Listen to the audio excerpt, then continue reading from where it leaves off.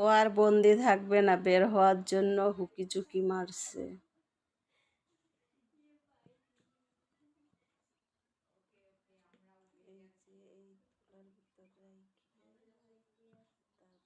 আমি অনেক কষ্ট করে বাচ্চাগুলো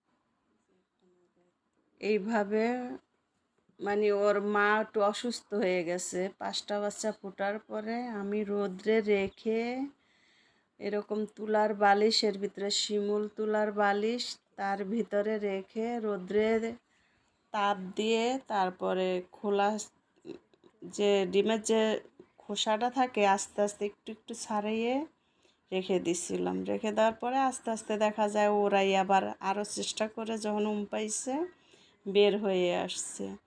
আসার পরে আমি আবার এভাবে ঘরে নিয়ে আসছি যে অতিরিক্ত রোদ্রে আবার দেখা যায় গরমে হাঁপায়ে মারা যাবে, তাই ঘরে আইনে রাইখে রাইখে আস্তে আস্তে আমি আরও 5টা বাচ্চা ওর থেকে বের করেছি।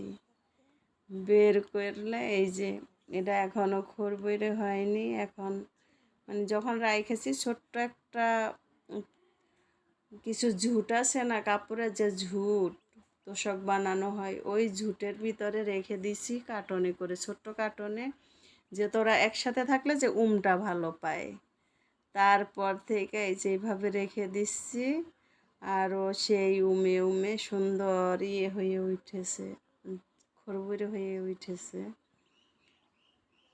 আর এখন আর ভিতরে থাকতে চাচ্ছে না, মানে যখনই আটকিয়ে দিচ্ছি ও বের হয়ে চলে আসতেছে, শুধু তাল বাহানা করে বেড়াচ্ছে বাইরে ঘুরবে।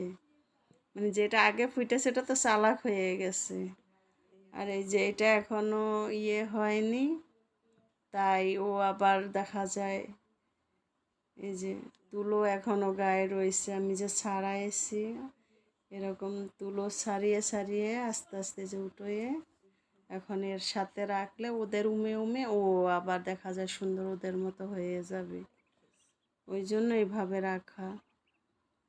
কীরকম হলো বলো? তোমাদের যদি কারো চীনের হাঁসের বাচ্চা থাকে বা ডিম বসাও হাঁস উঠে যায়, তখন এইভাবে পরিচালনা করে বাচ্চাগুলো অন্তত বের করা যাবে।